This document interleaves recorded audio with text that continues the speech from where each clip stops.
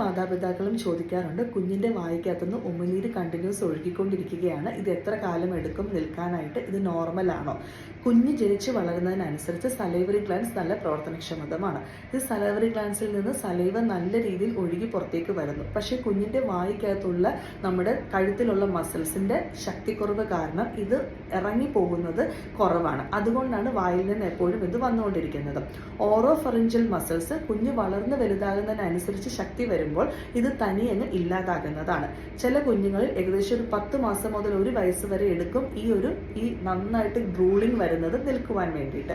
Normal അല്ലാതെ neurological disabilities ഉള്ള കുഞ്ഞുങ്ങൾക്ക് ഈ മസിൽ പവർ ആകാനായിട്ട് കൂടുതൽ സമയം എടുക്കുന്നത് കൊണ്ട് അത് കുറച്ച് കാലങ്ങൾ കൂടി എടുത്തിട്ടായിരിക്കും നിൽക്കുന്നത്. അങ്ങനെയുള്ള ഡിസബിലിറ്റി ഉള്ള കുഞ്ഞുങ്ങൾക്ക് ഈ ഉമിനീര് എപ്പോഴും വിക്കി തികട്ടി ആസ്പിറേറ്റ് ചെയ്ത് ന്യൂമോണിയ വരാനുള്ള സാധ്യത കൂടുതലായതുകൊണ്ട് അങ്ങനെയുള്ള കുഞ്ഞുങ്ങളിൽ മാത്രം നമ്മൾ സ്പെസിഫിക് ട്രീറ്റ്മെന്റ് ഓപ്ഷൻസ് കൊടുക്കാറുള്ളൂ.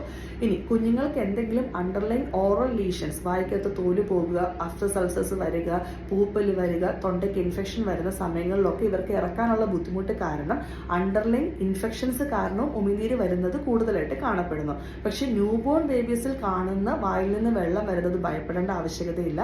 അതൊരു നോർമൽ റെസ്പോൺസ് ആണ്. ആസ് ഏജ് അഡ്വാൻസസ് ഇത് തനിയെ പോകുന്നതുമാണ്. Thank you.